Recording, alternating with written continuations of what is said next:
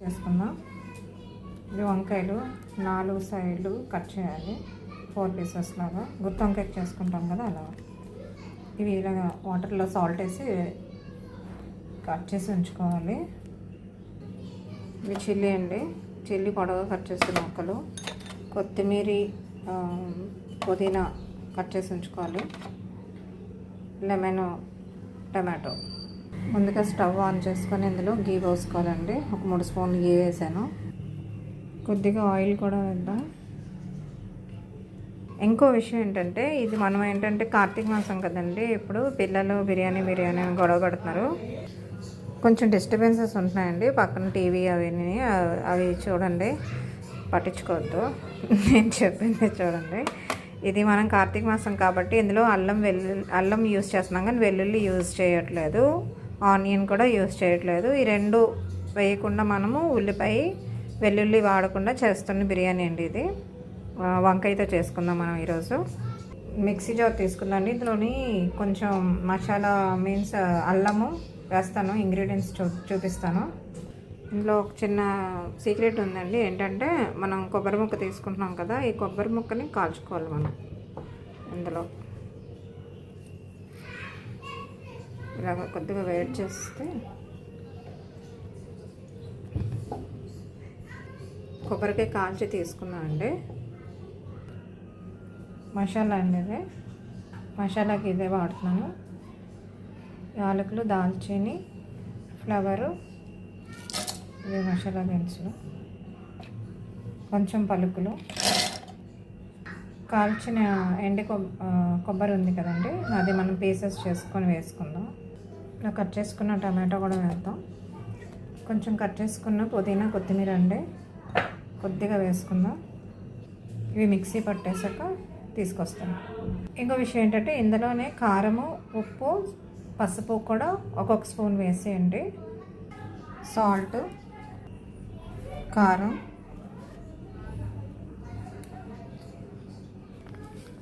కొంచెం పసుపు, 1/2 tea spoon చాలండి. ఇప్పుడు దీన్ని మిక్సీ పట్టేసుకుందాం.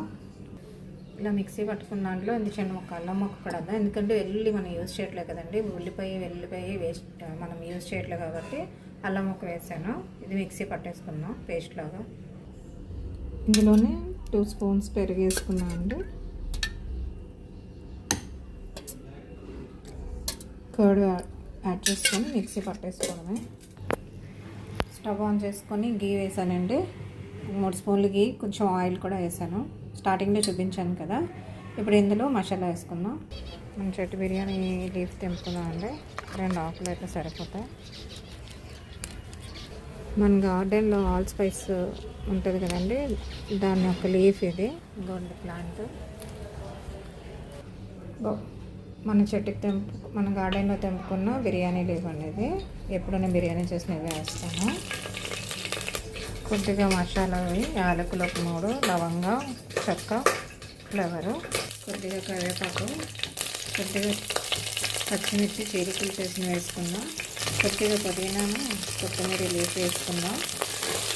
దీన్ని కొంచెం వేగనిద్దాం, ఎందుకంటే మనం అందులో ఉల్లిపాయ వేయట్లేదు కదా.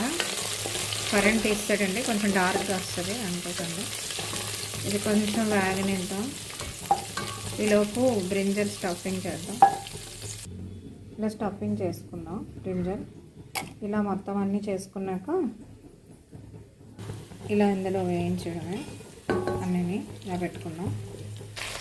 అన్ని బ్రింజల్ కూడా ఇలా వేసేయాలండి. ఇలా స్టఫింగ్ చేసి అన్నీ వేస్తే మిగిలిన మసాలా ఉంటుంది కదా, మిగిలిన మసాలా కూడా ఇందులో వేసేస్తాను.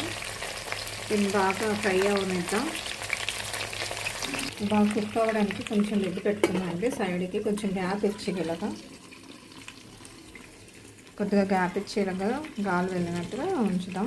పర్వాలేదు, కొద్దిగా కుక్ అవుతుంది. మధ్య మధ్యలో చూసుకుంటూ ఉండాలి.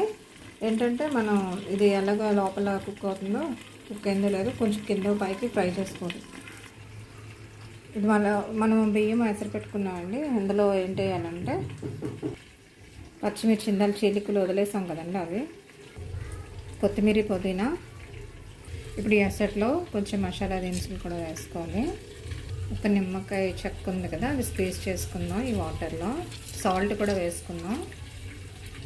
ఎసరు తగ్గట్టుగా సాల్ట్ వేసుకుందాం. ఉప్పు చూసుకొని వేసుకోండి. మనం బిర్యానీకి ఎలా వేసుకుంటాం అలా వేసుకోవాలి ఇందులో రైస్లో. ఇది రైస్ హాఫ్ కుక్ అవ్వాలండి. చిన్న పలుకు మీద ఆపేయాలి స్టవ్. ఇది చూపిస్తాను అది కూడా. ఇది ఇప్పుడు చూడండి ఫ్రై అవుతుంది కదా కింద నుంచి. ఇలా చిన్న లైట్గా చెదకుండా బ్రింజలు కిందకి పైకి కిందకి ఇలా కలుపుకుంటూ ఉండాలి.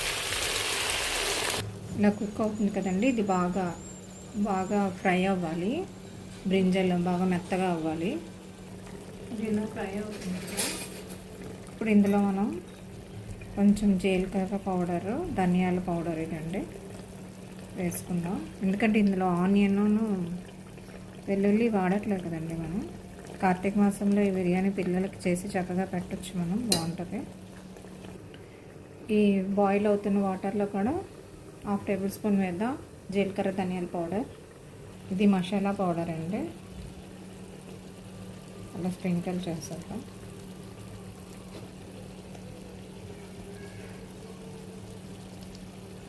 కూడా 1/2 టేబుల్ స్పూన్ ఎసట్లో కూడా వేద్దాం. రైస్ పెట్టాం కదా ఎసట్, అందులో కూడా వేద్దాం. ఇప్పుడు దీన్ని కొంచెం కిందకి పైకి ఫ్రై అవనిద్దాం.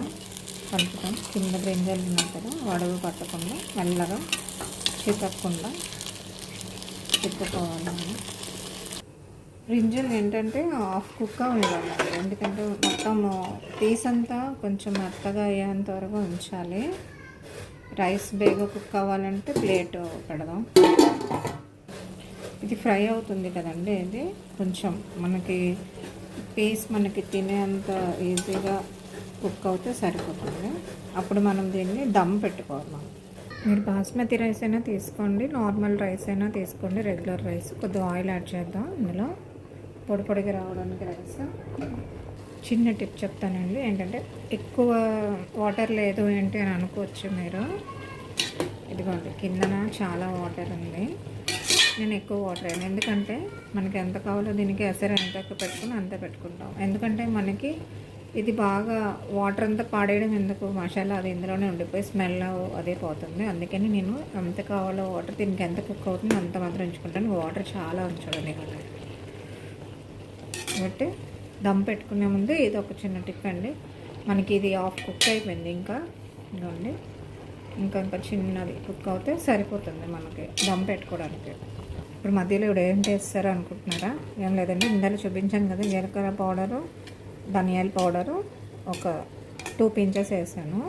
మళ్ళీ కొంచెం మసాలా పౌడరు పైన అలా చల్లాను. ఎందుకంటే మనకి బిర్యానీ స్మెల్ ఉండాలి కదండి. ఇది నాన్ వెజ్ కాదు కదా, వెజ్ కాబట్టి మనం ఆనియన్ గార్లిక్ వాడట్లేదు కాబట్టి బాగుంటుంది అలా వేస్తే.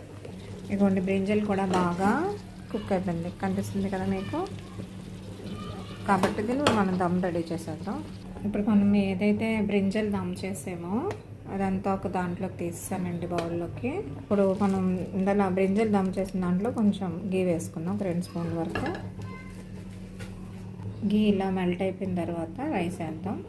ఇలా రైస్ వేసి పరుచుకోవాలి చుట్టూను. ఇదిగోండి ఇలా చూపించిన విధంగా బ్రింజల్ మనం 4 మూలలా పరుచుకోవాలి. దాని మీద కొంచెం పుదీనా కొత్తిమీర చల్లుకోవాలి. మళ్ళీ సేమ్ ప్రాసెస్, మళ్ళీ రైస్ వేసి పైన వేసేయడమే. మళ్ళీ ఇంకో లేయరు రైస్ వేసాం కదండి, మళ్ళీ ఇప్పుడు బ్రింజల్ వేయాలి. సేమ్ ఇలా పరిచాక మళ్ళీ సేమ్ ఇందాకలాగే కొత్తిమీర చల్లుకోవాలి, పుదీనా కొత్తిమీర చల్లుకోవాలి. మనకి ఎన్ని లేయర్లు వస్తాను లేయర్. ఇప్పుడు నేను వేసింది 3rd లేయర్ అండి. దీని మీద మనం బ్రింజల్ వేసేసుకుందాం. నేను దమ్ వేస్తాం కదండి, దీని మీద లెమన్ స్క్వీజ్ చేసేయండి. లెమన్ మొత్తం స్క్వీజ్ చేసేయండి. ఇంకో పీస్ ఉంచుకున్నాం కదా మనం, లెమన్ మొత్తం స్క్వీజ్ చేసేయండి. ఇలా అన్నీ వేసేసుకున్నాం కదండి, జీడిపప్పు అన్నీ వేసేసుకుందాం. దీన్ని ఇప్పుడు దమ్ చేయాలి. ఇప్పుడు దమ్ పెట్టుకోవాలి మనం దీన్ని. ఏంటంటే క్యాప్ వేసుకోవాలి. పైన కొంచెం కర్డ్ వేసానండి నేను, కొంచెం ఆవిరికి కుక్ అవుతుంది కదా. మిగతా హాఫ్ కుక్ అయింది కదా రైస్, మిగతాది కుక్ అవ్వడానికి బయటికి వేసాను నేను. ఈ విధంగా బ్రింజల్ దమ్ బిర్యానీ ఇలా చేసుకోండి, బాగుంటుంది, చాలా టేస్ట్గా ఉంటుంది. పిల్లలకి నాన్ వెజ్ పెట్టట్లేదు కదా మనం, ఈ కార్తీక మాసంలో ఇది తిని ఎంజాయ్ చేస్తారు వాళ్ళు. మీరు కూడా ఈ వీడియో చూసి మీరు కూడా ఇలా ప్రిపేర్ చేసుకొని పక్కన పెట్టుకున్నాం. బిర్యానీలోకి రైతా ప్రిపేర్ అయిపోయిందండి. మనకి బిర్యానీ ఇంకా దమ్ అవుతుంది, చూద్దాం ఎంతవరకు దమ్ అయిందో. బయటను కూడా క్లైమేట్ చాలా కూల్గా ఉంది. తుఫాన్ అంటున్నారు కదా, మాకు విశాఖపట్నంలోని లైట్గా వర్షం అయితే పడుతుందండి. బ్రింజల్ దమ్ బిర్యానీ అయిపోయిందండి. ఇప్పుడు మేము అందరినీ సర్వింగ్ బౌల్లోకి తీసుకుందాం.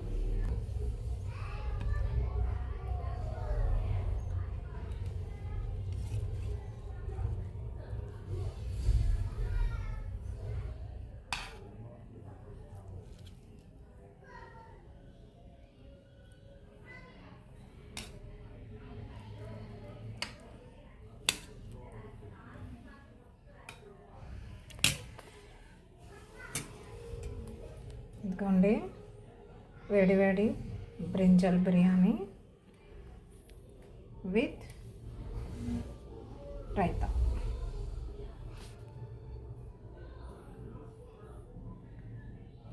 మీరు కూడా ఇలా చేసుకోండి. మన కార్తీక మాసంలో